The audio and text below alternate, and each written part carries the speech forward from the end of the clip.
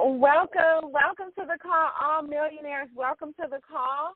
My name is Amma Nancy, and it is with great pleasure that I'm the host of the self-esteem development training called Obsessed with Success. Thank you all so very much for tuning in and joining us.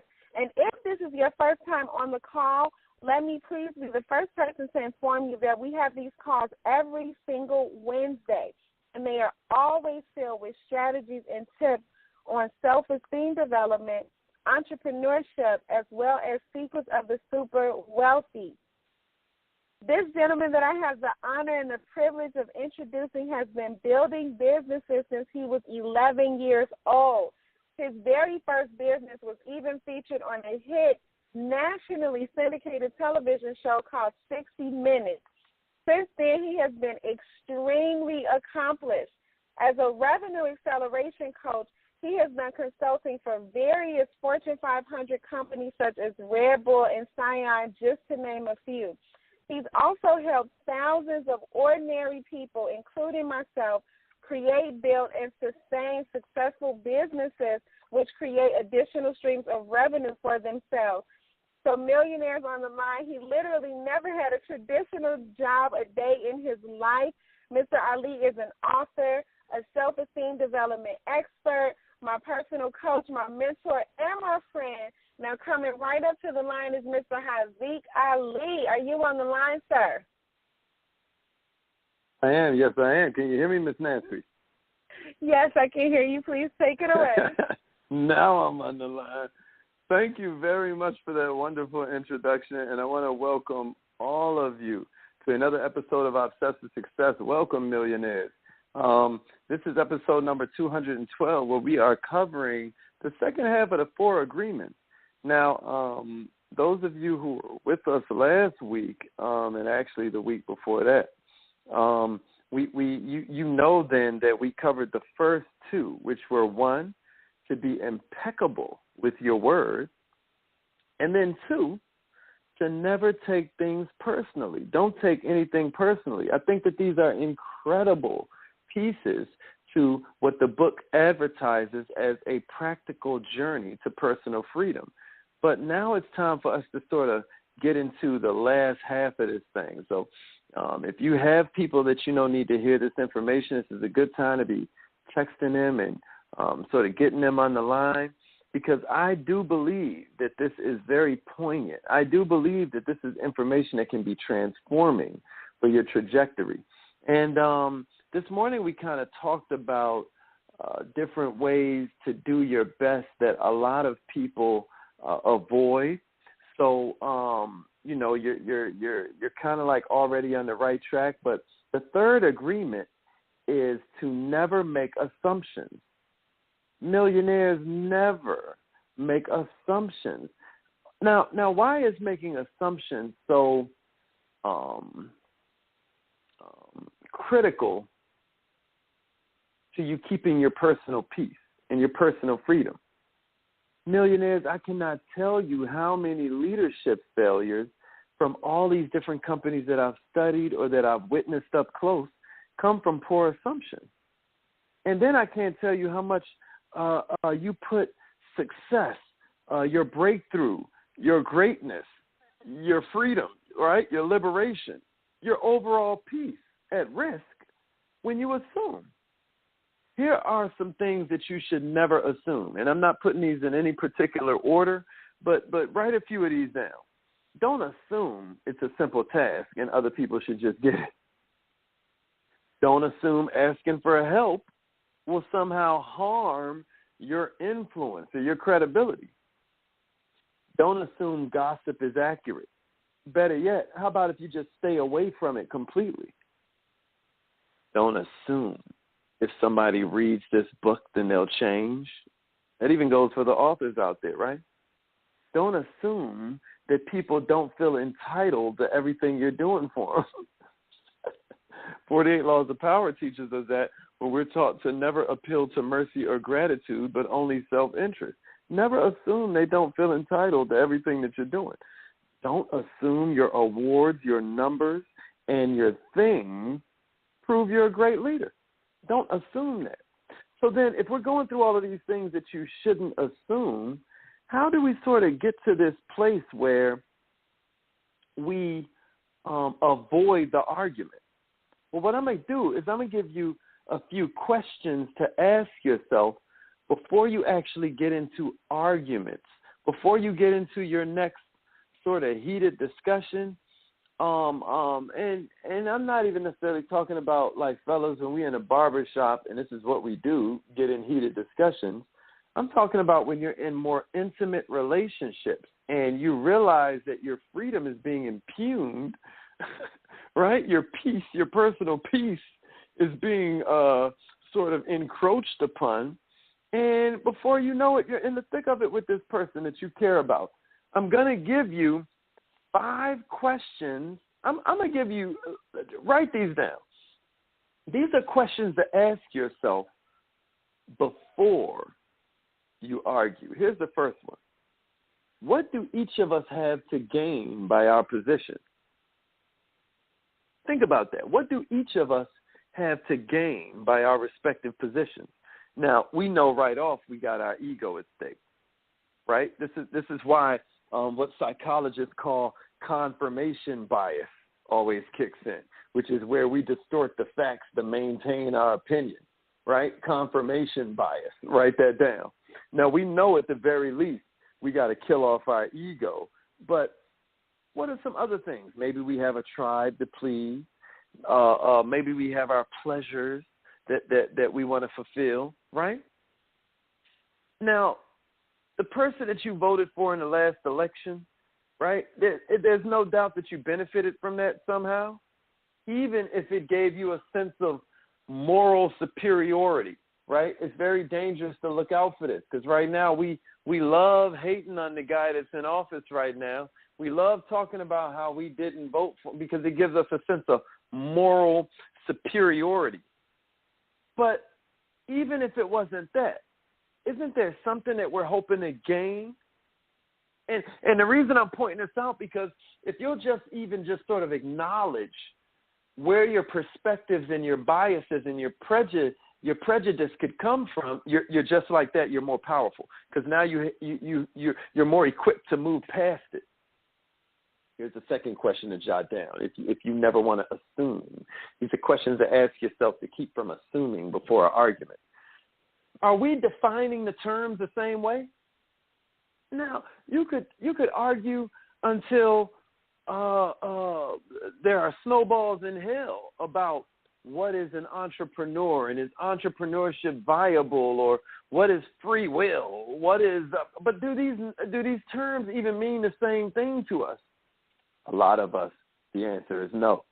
When they ask you, is it a pyramid scheme? When they ask you, what is,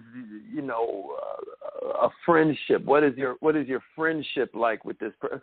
I mean, what are our terms for these things? If you were on our Obsessed with Success call maybe a month ago now, the guy, AJ Joyner, one of my mentors, right, he was talking about how the whole definition of friendship has changed starting about 10 years ago now when social media came around. Well, see, before you get into an argument, don't assume that you guys mean the same thing by what you're saying. That's an assumption. What's the third one? Have we examined our assumptions? Have we even looked at our beliefs and all of that?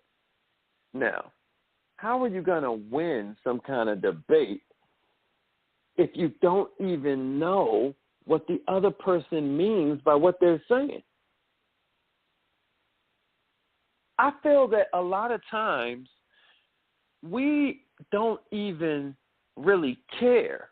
When we get into our emotions and we start arguing, a lot of times our assumptions are so deeply tied into our belief system that to challenge them is to challenge our very thoughts about life. Nobody's about to give that up in no little 5-second argument with you.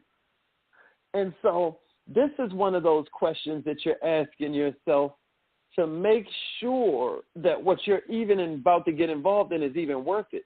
Maybe you should let sleeping dogs lie. Maybe it's true what Dale Carnegie said in that book about how to win friends and influence people, that there can be no winner in an argument. Maybe it's better off you laugh it off and change the subject. But have you examined your own assumptions? Because I bet you that once you do, you'll find some strength there to just leave it alone. Here's the fourth one. Are there only two options? Are there only two options?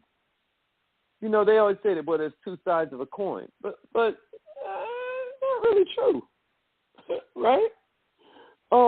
Isn't the real skill found in being able to balance on that third side of the coin, which, of course, is when you flip it up on its side, right? It has the balance now.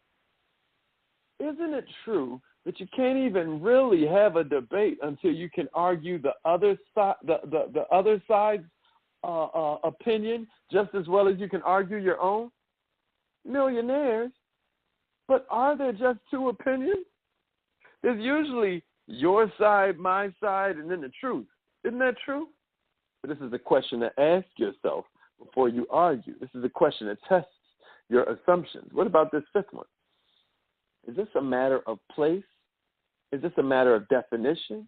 Is this a matter of fact? Or is this a matter of quality?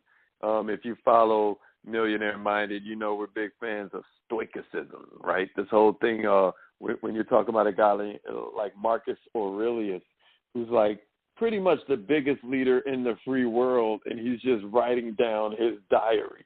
My God, it's mind-blowing. You cannot get more opposite when you're talking about the level of leadership that maybe we have now in America versus when this guy Marcus Aurelius was running everything. And that's to take nothing away from Mansa Musa or any of these other huge emperors and pharaohs and kings that we know of from Africa and places like that. But this guy Marcus Aurelius, the reason I'm bringing that up is because place, definition, fact, and quality are the four ancient sort of Greco-Roman categories that help us determine what it is exactly we're arguing over. A lot of times we're living in a culture where that's just your opinion can get pulled out as the trump card in any kind of argument, right? Well, maybe what we should do is define what we're actually offering a critique on. Is this a fact? Right? Is this something that should be weighed, or should this be dismissed? Is this subjective? Right? Is this place, definition, fact, or quality? What are we even talking about right now? Number 6 is, can I clearly articulate my own stance? Can I clearly articulate the other person's stance? Am I clear about what I'm even talking about? See, the whole idea here is that unless you're using real empathy, you won't have real relationship. And if you don't have real relationship, then what is the purpose of this communication? And I don't mean you got to be best friends, but you got to form some kind of relationship. There's got to be something there that's bonding, as in somebody's got to be helping somebody's got to need something from somebody in this equation. Somebody's got to want something from somebody in this equation. Somebody's got to be able to help somebody in this equation. What's the relationship? And without empathy, you'll never be able to find it, much less leverage it. Millionaires, you never want to make assumptions, because all you're doing when you assume, in the ancient wise words of somebody way smarter than me, is you make an ass out of you and me. So then that brings us to the next one, right? What's the next of these 4 agreements? Well, it's always do your best.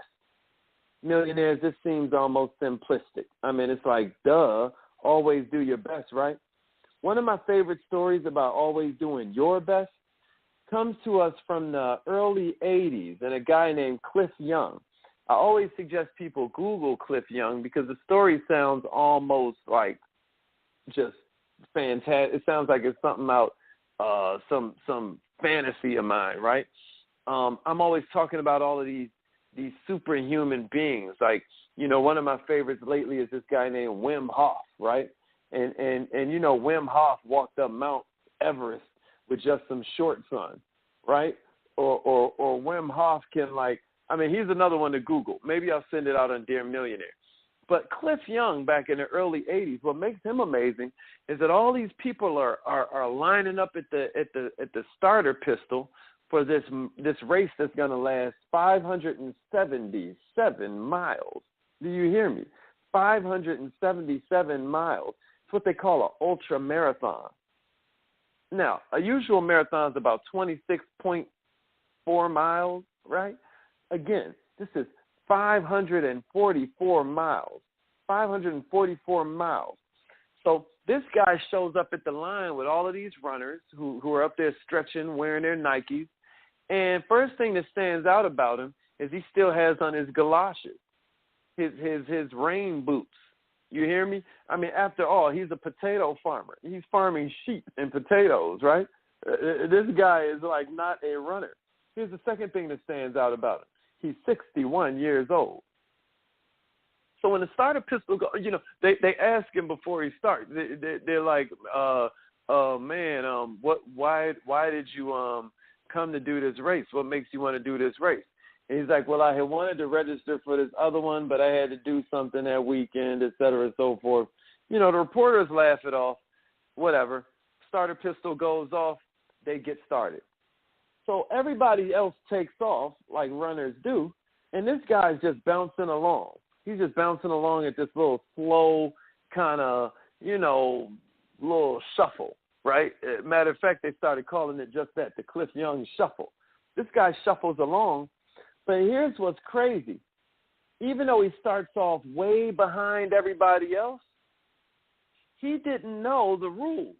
He had just decided he was going to do his best. Here's what's crazy. Everybody else went to sleep because it was time to go to sleep, you know, and you get your 5 or 6 hours in.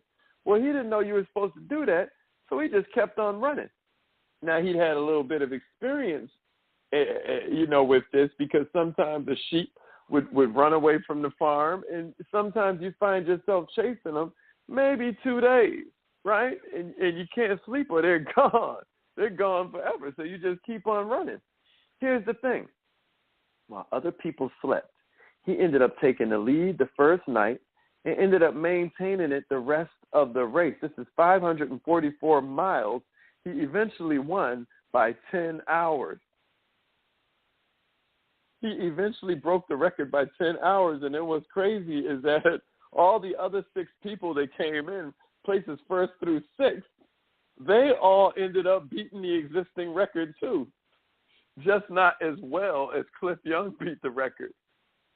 So that's even a whole nother training on what happens when you get together with a team, when you get together and you begin to function as a unit. It's an amazing thing that can happen. Millionaires, if you can hear my voice, always do your best. Always do your best. His best was just running all through the night because he'd had times we had to chase sheep for 2 and 3 days at a time. So what he did was he just visualized like he was running after sheep trying to outrun a storm, right? And that was his best.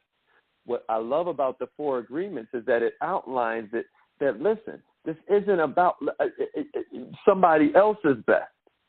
As we all know, competition is the thief of joy. This is about you doing your best. But let me tell you what most people end up doing. Somewhere in between getting this thing where they can do it comfortable and then mastery, you hit this plateau. I just talked about it on 7 Minutes of Success, right? But the whole idea about this plateau is that at first, everything's fun. There's novelty. It's brand new to you. I'm talking about you're having a ball. I don't care if it's a job you just now started. I don't care if it's a hobby you just took up. I don't care if it's a new sport. There comes a moment where progress is, it's so easy because you didn't know nothing. How easy is it to go from 0 to 100% improvement if you knew nothing at all?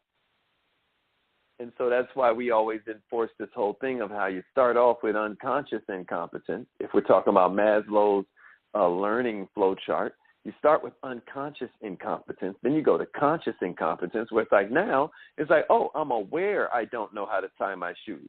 Unconscious incompetence is like, what are shoes? But then conscious incompetence is like, oh, okay, so that's what shoes are. Well, I want to know how to tie mine. Then you go to conscious competence, where it's like, okay, so I tie my shoe, I hold the loop, then I come around it with the string, I pull it through, I chase the fox chased the rabbit through the hole, however you learn to do it when we were toddlers, right? But now you're able to think your way through it, and then comes mastery.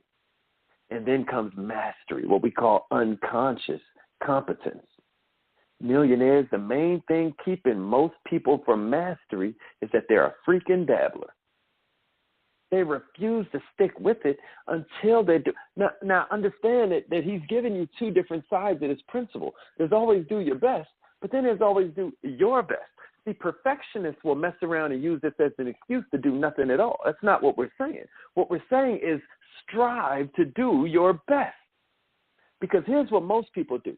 Because you got to remember, your brain isn't hardwired to make you happy. Your brain is hardwired to make you survive. Therefore, it loves learning new things.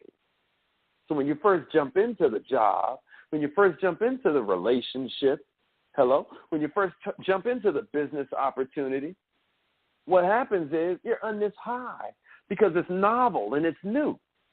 But after you get past that conscious competence stage and it's time to move to mastery, you hit this plateau. Now it gets a little bit harder, right? This is where you start saying things like, this is the wrong job for me. This is the wrong relationship. This is the wrong business opportunity, because it's no longer instantly fulfilling. Because what people want to do is move to the sugar, right? They want the next thing that feels good instead of getting past what doesn't feel good to the point that you freaking own it. Saying to yourself, I'm going to push past this pain. I'm going to push through this stress and strife and these obstacles and these speed bumps, and I'm going to get this thing down so I can help as many people as humanly possible. But do you know how few people are really committed to mastery? Millionaires, if you really want personal freedom, you've got to resign yourself to discipline, because all freedom really is just a fruit of discipline. How many people do you know who are really committed to mastery? Not many, because most people major in the minor. There are probably only 7 categories that really really matter. Millionaires, write these down. There are probably only 7 categories, right? The first one would be body. Because listen, like we talked about on that mindfulness training, there's some famous quote where the guy's like, man, because the guy with his health has 1,000 dreams. The guy without his health only has 1. Right? He wants his health. So body is the first category that you want to master. Always do your best, right, with your body. Here's the second one, your emotions. You got to master your emotions. Because if you have a pissed off emotion habit, if that's your habit, you're always pissed off. Guess what? You got a pissed off life. Third thing you have to master is relationships. Relationships are where most of our joy and most of our pain come from. This is why you want to look into therapy. This is why you want to look into counseling, because you want to learn to master your relationships. Here's the fourth category. Always do your best when it comes to time. How can you learn to master time? Stop mistaking movement for achievement. Do your best. This is an area to study. You know, we always say it's not really time management, it's priority management, right? But we're putting this into categories that easily transfer and translate without you thinking in Haziq's weird way. But what I'm saying is, this is a category where you want to be doing your best. Stop majoring in the minor and look at some categories that actually matter. The fourth one is time. Here's the fifth one, career or business. I'm a revenue acceleration coach, so maybe I'm biased in this area a little bit, but I find it very relevant to share with you that if you take it over a 10-year period, 96% of businesses are gone. They're fairy dust. They are ash, millionaire. Why? Because people don't really focus on the mechanics and the systems that lead to success. They just passionate. They just in their own zone where they're like, I love to do it. Woo, I love it. Well, guess what? That love is cool, but love ain't a substitute for wisdom. The sixth one that you want to master is your money. Now, barely got to say a lot about that, right? But money is a horrible master, but a wonderful servant. We all know that. And then the seventh category, I'm not here to tell you what to believe, is that you've got to decide to do your best as it comes to getting a spiritual relationship going, to getting some kind of sense of peace, understanding a connection to something that's bigger than you. I pray that you find it. Because I don't care what religion or way of life you look at the end of the day, it's about living what you believe in, living what you're believing, and then growing to the point that you can give. At the end of the day, what else is there, right? So those are 7 categories that I feel like are worthy of you doing your best in, and that social scientists feel are worthy of you doing your best in. Think about this for a minute. Most people are spending time on things that aren't fulfilling, and it doesn't take rocket science. It doesn't take you being a coach like me to figure out that most people are out of shape. Most people hate their job. Most people aren't earning the money they need. Most people probably are not going to church every Sunday, and if they are they living the principles, right? This doesn't take rocket science. There are 6 needs that everybody has, and I'm going to hurry up and get to this 5th one. There's 6 needs that everybody has, according to Tony Robbins, right? I love the way he breaks this down where everybody's got these same 6 human needs. And if you're asking yourself what's giving you problems doing your best in certain areas, and then in other, because in the 4 agreements, what he breaks down is that your best is going to change from time to time. It's going to change based on your age.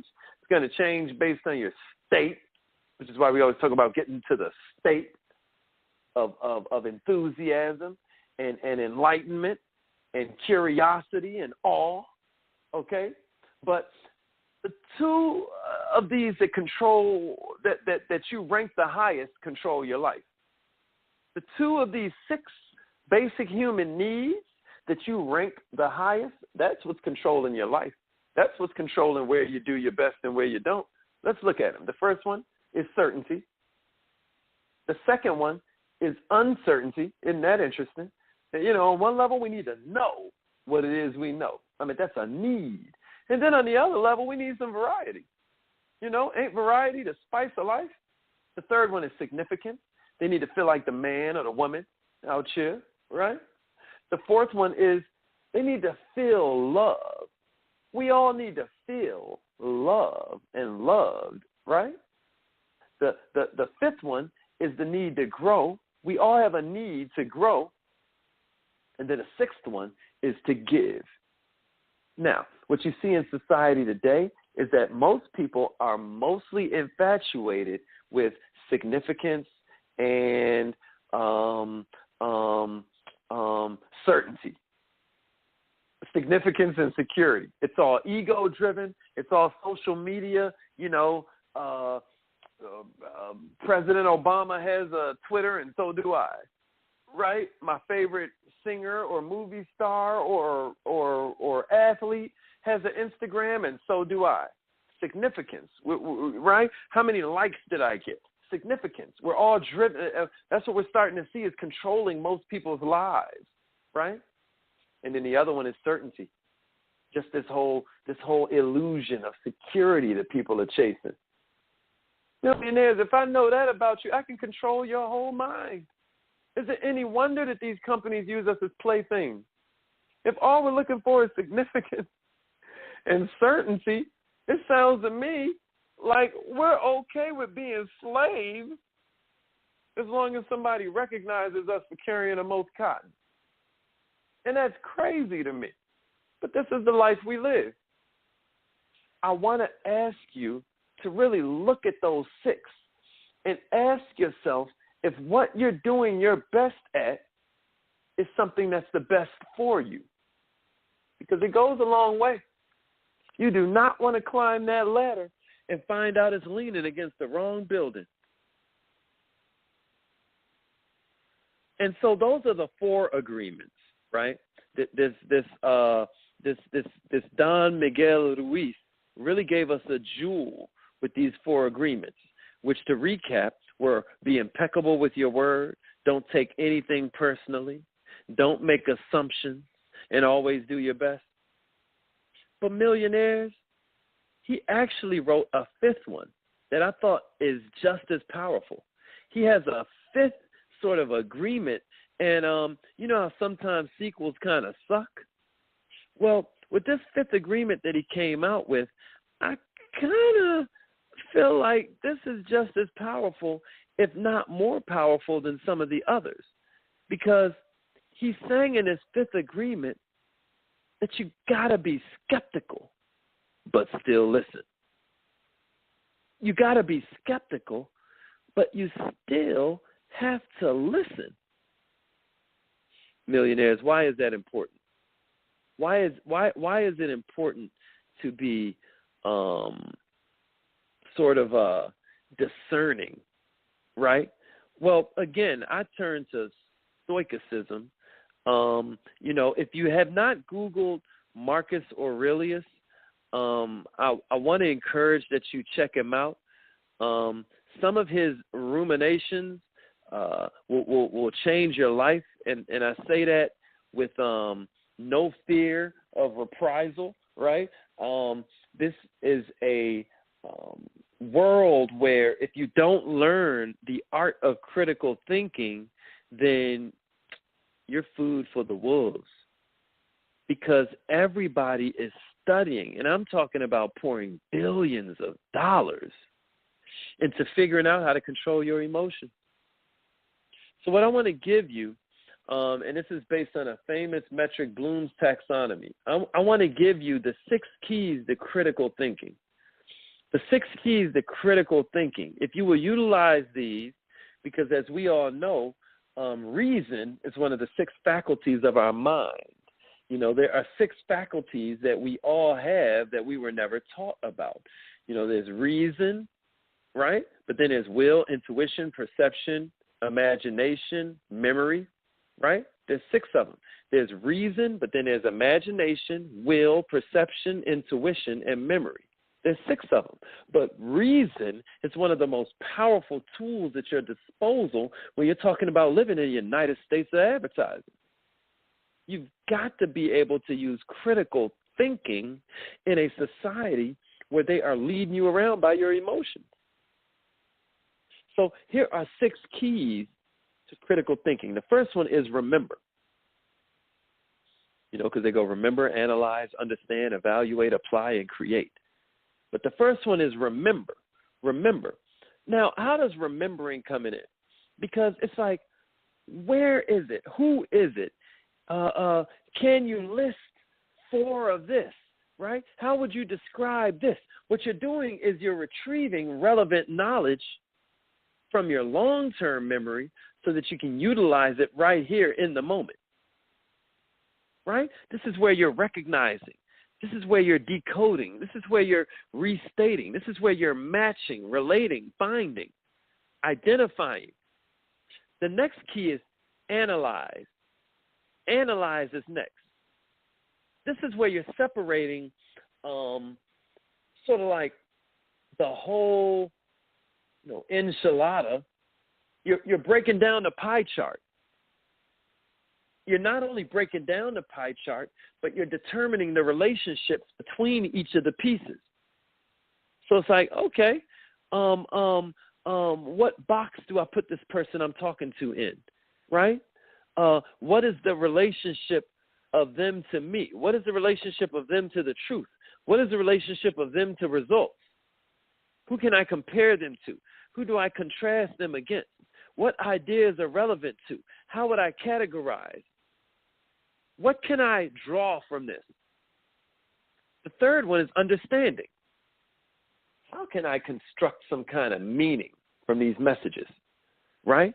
How am I discussing and interpreting and paraphrasing and outlining and reviewing, right? What is the main idea of this belief system that I'm being presented with? What are some examples of this? You know, I love learning how things work by comparison. You know, tell me how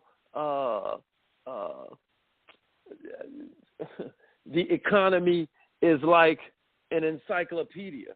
Tell me how the economy is like a tree, right? Help me understand it through examples. The fourth part is evaluate. Now you're making judgments. Now that you've gathered some information, you can start to evaluate it, right? And that's what I love about this fifth agreement, that the first four all feed into it. Honestly, the first three all feed into the fourth, but then all four feed into the fifth. Now it's time for you to validate. Now it's time for you to prioritize. Now it's time for you to justify. Now it's time for you to assess, critique, rate. Which is more important? Is there a better solution too? You know, can you justify this? Can you defend this? Right? What are the pros? What are the cons? Why is this valuable? How would you even feel if this were taken away? How would you feel if instead of that we went with this? It's evaluation time. This one is application, right? How do we use this? How do we make this relevant? How do we carry this out in this situation that we're in right now? What would happen if this happened? What would how could I make this simpler? How could I add more clarity to this? Who do we think? Right? Which approach should we? How would we use? What is the situation like where this would be relevant, right? And then the sixth one is create. This is where you're combining all of this. See, in a nutshell, what we just did was describe science. What makes Arabic so amazing, right, is that this guy, Al-Hamzan, when he created pretty much the same math we use today, you know, like today we're still using Arabic numerals, you know, by and large, or, you know, the al in Arabic is where we get algebra, you know, and not to mention alchemy, alcohol, algorithm. All of this comes from, you know, the Islamic language of Arabic, right? And what's amazing is how much math is in it all. I'm talking about like something you can Google about the Quran is that according to Islam, when the Bible was so tampered with, God released a book that was mathematically perfect. So if even a single passage was taken out of it, then it wouldn't all lock in anymore. Like the first sentence in the whole Quran tells you how many syllables inform the rest of the book. Pretty interesting stuff, especially the way America rails against Islam. Now, I'm not here to evangelize for any religion. I'm, as a matter of fact, I think all religions are only, you know, well, you know, we don't want to step on any toes, but there is something to be said for the fact that all religions seem to help a culture stay relevant, and they seem to help people stay controlled. You know, would Buddhists still dress like Buddhists if it weren't for the religion, or would they dress like Americans or whoever's on MTV? I'm talking about would Africans still dress like Africans if there weren't all these, you know, religions from Europe, you know, all these different, right? Or would they start to dress like whoever's on TV? I mean, look at what's happening with music. Isn't everything becoming one genre? Isn't, you know, I mean, rappers are starring on country songs. You know, country songs are making pop records. I mean, it's all becoming one genre. This is what happens as we become more and more connected. But you don't really see that with cultures of people due to one reason, religion. My point is this.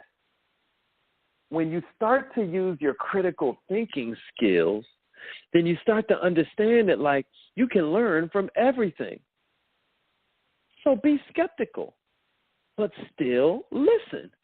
Be skeptical, but still listen. Use your critical thinking skills, because it is only by using your critical thinking skills that you can possibly hope to add something to the conversation that's never been said before. It's the only way that you can become a thought leader. It's the only way that you can become somebody. It's so funny, you know, magic. A lot of people talk about about magic, right? Or you know, his little wizard nickname and stuff like that. But let me tell you something about magic. Really good magic is about the idea that either I've completely just bent the laws of physics, right? Where you're saying to yourself after you see the trick, oh, my goodness, like, was that real? Or it's planning so far in advance that the audience is like, nobody would ever go that far. So when you start studying magicians, you know, like the guy punctures the basketball and pulls a playing card out, you're not thinking about the fact that they literally call the basketball manufacturer, okay, have them put the card inside. You're like, no one would ever do that. But someone would. There's a famous story about a magician who the mayor's hat, the mayor's jacket is at the dry cleaners, and he asked the alterations guy to sew the card inside the jacket just in case he should ever bump into the mayor. What's my point? My point is you got to be prepared, Jack. If you want to do anything legendary, you got to prepare. Remember, I heard this story about, there's this book called Money, written by Tony Robbins, Money, Mastering the Game. You know, coincidentally, since we said that money is one of the things that you want to master, right? It's one of those categories where you're not majoring in a minor, damn it. So he's got this book called, and in this one thing, he's interviewing Ray Dalio, who's got, like, you know, just to put in perspective, a big hedge fund is like $15 billion. Ray Dalio's hedge fund, he manages like $140+ billion. Okay, he's averaged 23% returns for the past 18 years, something insane like that. Okay, here's my point to you. Tony Robbins prepared for 18 hours for just the interview. You got to listen. Be skeptical, but you got to listen. See, in the 4 agreements, when Don Miguel Ruiz is talking about listen, he's not just talking about listening to the person. We covered that a lot in our Obsessed with Success and in 7 Minutes of Success. He's not just talking about when you're listening with your ears. He's talking about be skeptical, but do research. Be skeptical, but use critical thinking skills. Listen, but empathize with what the other guy is really saying. And for you to fully empathize with them, you've got to get in their shoes. You've got to understand where they're coming from. You've got to understand what they're even feeling like from this morning, okay? Never mind like how they feel. I'm talking about how did they feel. I mean, how are they even feeling today? For you to really understand the meaning of the interactions. You know, in that book, it's all about the idea that human beings communicate in symbols. But you know that if you're a member of Millionaire Minded, because you already know that communication is 55% body language, 38% tonality, okay? It's the difference between you stupid and you so stupid. And then it's 7% the words you use. So if if it's 55% body language, if it's 38% tonality, then, man, half the time what we're saying ain't even what we're saying. More than half the time what we're saying ain't even what we're saying. You've got to look at the whole picture. You've got to look at the context. So what I'm saying is, if this gossip game we used to play when we were children really matters, you remember the one I'm talking about. We talked about it last week where you whisper in the ear of the person beside you. This ain't even got to be a big circle. This could be 4 people. And by the time that message gets around, you tell it to the person to the left, they tell it to the person to their left, it goes around one more time, it goes around, and then it comes to you. That message will be different. So be skeptical, but listen. Do your research. Utilize your critical thinking skills. Millionaires, then you're prepared for personal freedom. Then you're prepared for personal power. Because now you got some clarity, and clarity always equals power. Millionaires, I hope this was helpful for you. I hope that you got something from these 4 agreements plus 1, a practical guide to personal freedom, written by Mr. Don Miguel Ruiz. This is in no way, shape, or form intended to take the place of you actually going to the library and getting this book, or going to Amazon, the used book section is what I always suggest, and purchasing this, and purchasing copies for your friends, right? Incredible book. I hope I did it some kind of justice. *6 will unmute your line if you have any questions about anything that we covered during the second half of the 4 agreements. *6 will unmute your line. Tell us your name, where you're from, and who plugged you in with Obsessed with Success. Hey, millionaires. Good afternoon. This is Lynette Samuel. Can you hear me? Yes, we can hear you, Miss Samuel. Where are you from? I'm from Birmingham, Alabama. Okay. So I actually just had a question, so I wanted to be really quick. I wanted to know if I can get, are these calls recorded where you replay them? Yes. If you go to wearemillionaireminded.com, there are quite a few. We don't have hundreds up there because we don't want to overwhelm, but the ones that people responded the most to, the ones that had the most listeners, et cetera, so forth, we load them up on the website. So I hope that's helpful. Oh, okay, it's cool. Something like, Thank you. And every dime you spend back there, Ms. Samuels, just know that you're helping us to support different initiatives. That goes for everybody that's listening in.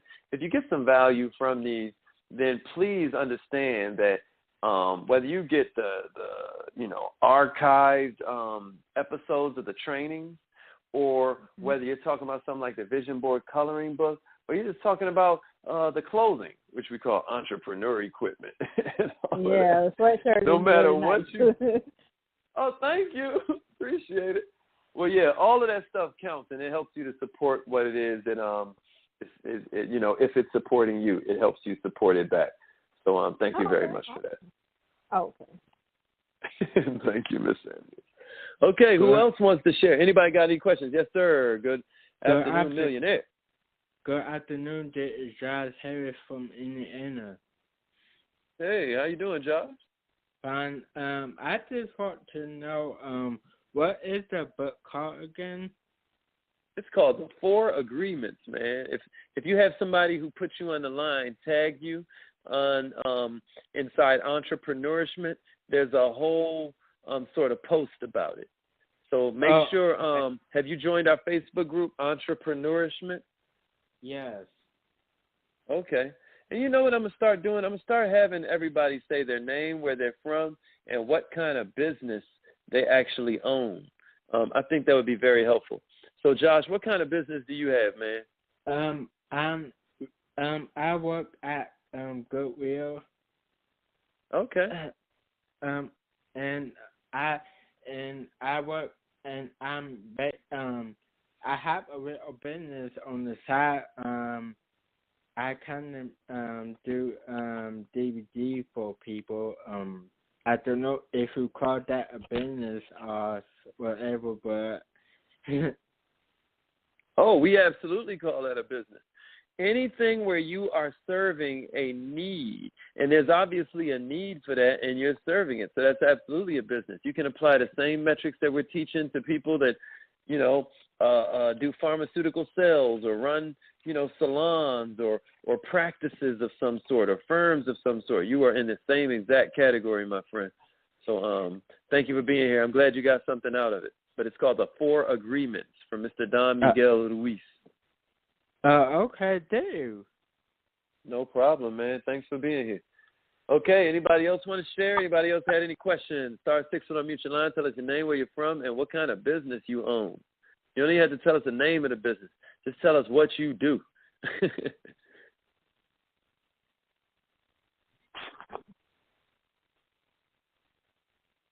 else want to share?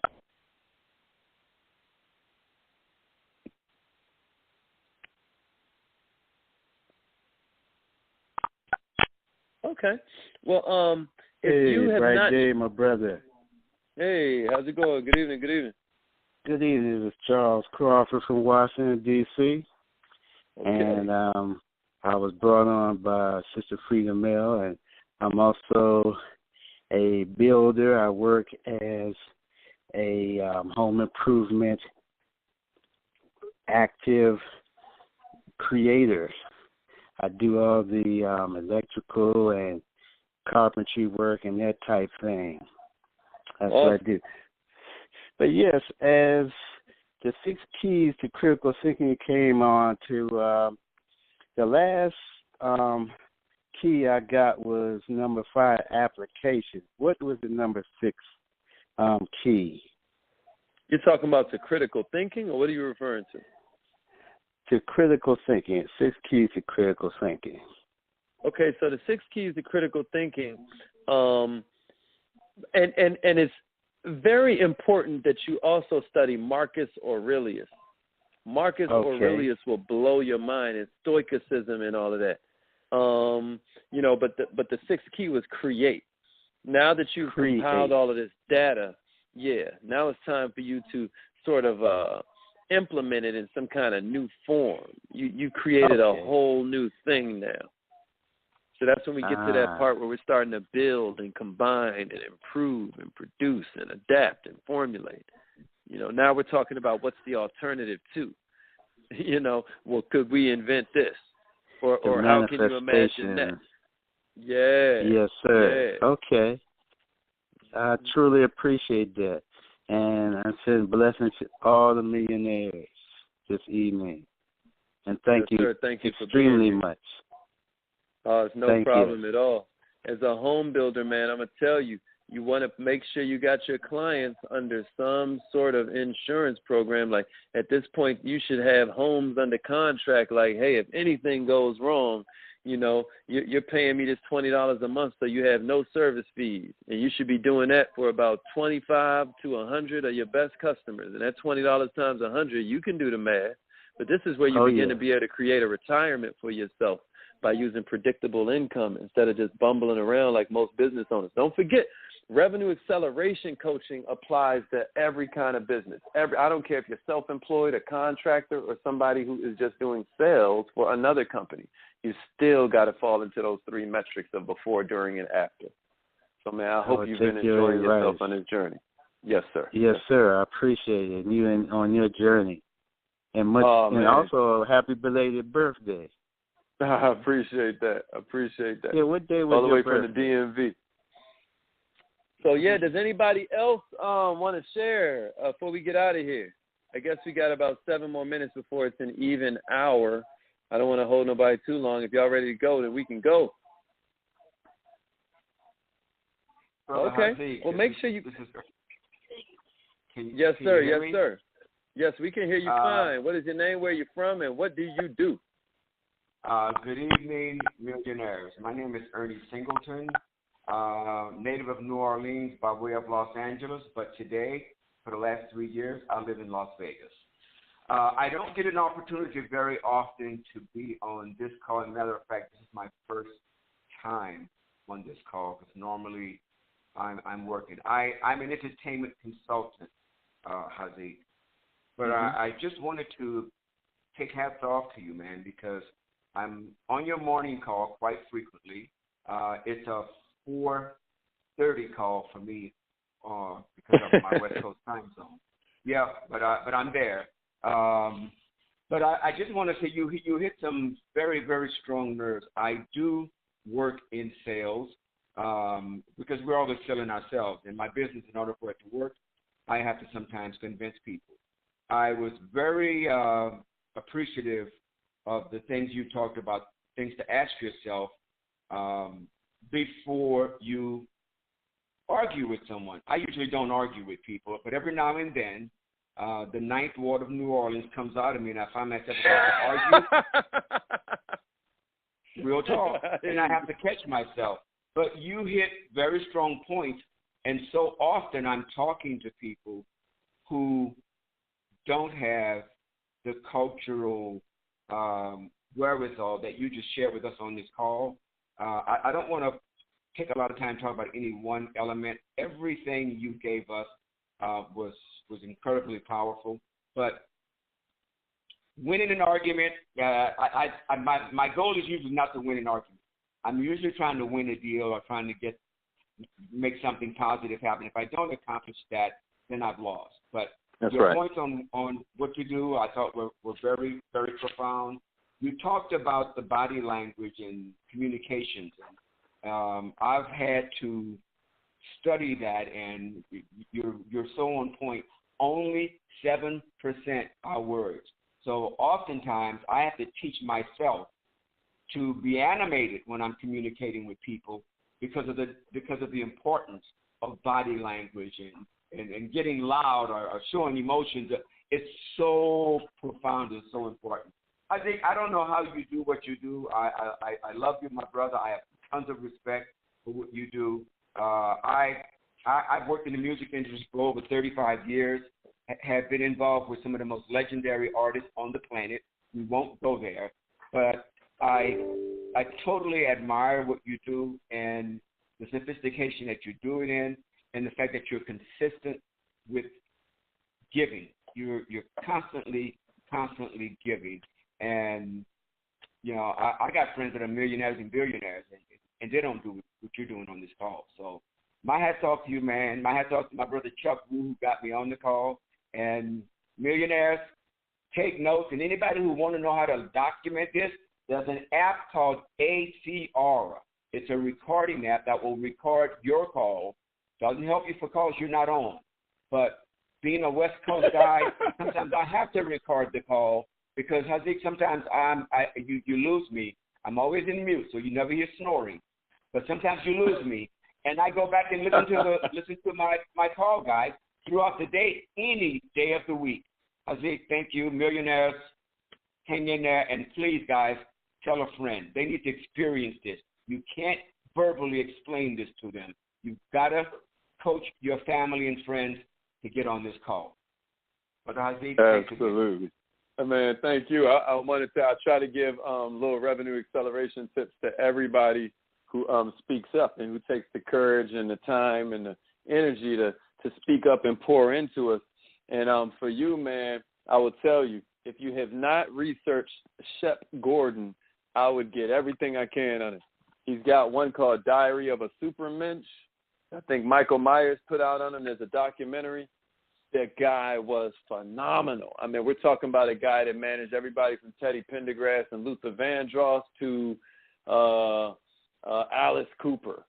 Okay, I mean, the dude, he created the whole genre of the celebrity super chef. I mean, he's just phenomenal, and no one's ever heard of him. But Shep Gordon, S-H-E-P, last name Gordon. But thanks a lot for sharing that with us. And in terms of that ACR app, I know now y'all going to start recording like he suggested and stuff, but please support whenever you can. Get a toolkit. He did not mean to tell y'all to not support and bootleg the record. No, I didn't mean it that way, Haziq. I didn't mean it that way. For me, no, I know you didn't. I know you didn't, man. I'm just joking anyway. I don't care. If y'all don't want to, everybody. Hey, listen, man. You know, people's going to do it anyway. Our main goal is to get the knowledge out there. So get it how you can get it. But at the point that you make some money from something that we've taught you, we just ask that you keep your karmic contract and you give like you're receiving, y'all. That's all. Okay, anybody else wanted to share before we get out of here? I did real quick, Haziq. This is Precious from Atlanta. Rent put me on. That was hilarious.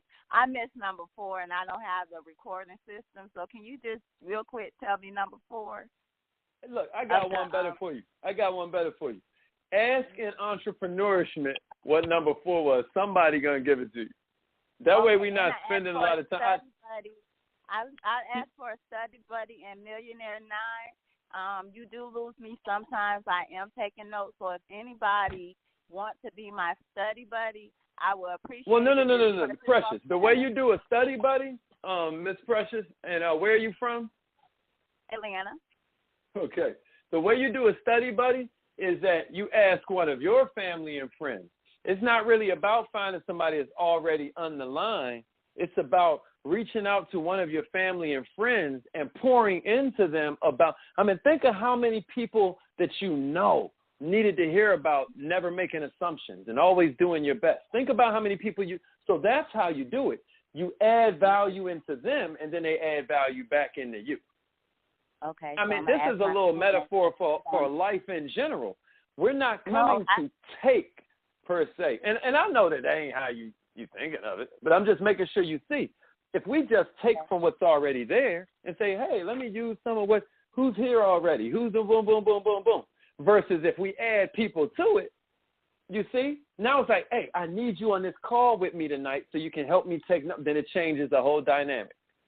You know, and then when you miss little things, you've got somebody to text message like, hey, did you hear that? Or like, hey, what did he say right there? And then it begins to become this community, because we've got to start looking for our education elsewhere, y'all. We've got to start treating other modes of education just as importantly as we treated traditional college, where we were learning from people who literally only passed by the skin of their teeth. I mean, isn't it true that there was a best doctor in that graduating class, and then there was a worst doctor in that graduating class?